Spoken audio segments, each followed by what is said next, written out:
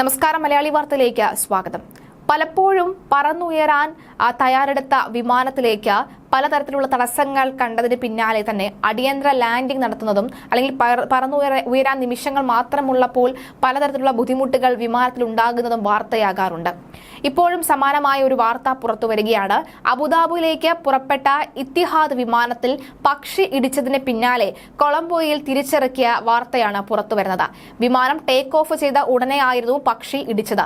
പിന്നീട് പരിശോധനകൾ പൂർത്തിയാക്കി 5 മണിക്കൂറുകൾക്ക് ശേഷമാണ് വിമാനം യാത്ര തുടങ്ങിയത്. കൊളംബോയിലെ മണ്ടാനായിക്കെ അന്താരാഷ്ട്ര വിമാനത്താവളത്തിൽ നിന്ന് അബുദാബി സായിദ് അന്താരാഷ്ട്ര വിമാനത്താവളത്തിലേക്ക് പുറപ്പെട്ട ഇത്തിഹാദിന്റെ EY395 വിമാനത്തിലാണ് പക്ഷി ഇടിച്ചത്. രാവിലെ 7:45-നാണ് വിമാനം ടേക്ക് ഓഫ് ചെയ്തത്.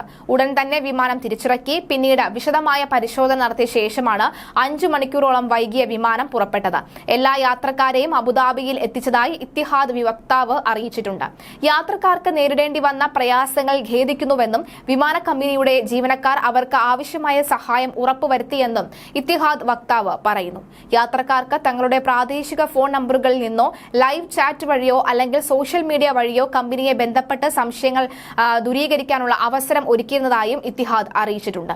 മെയ് 20-ന് ദുബായിൽ നിന്ന് മുംബൈയിലേക്ക് പുറപ്പെട്ട എമിറേറ്റ്സ് വിമാനത്തിൽ നിരവധി പക്ഷികൾ ഇടിച്ച സംഭവം ഉണ്ടായിരുന്നു.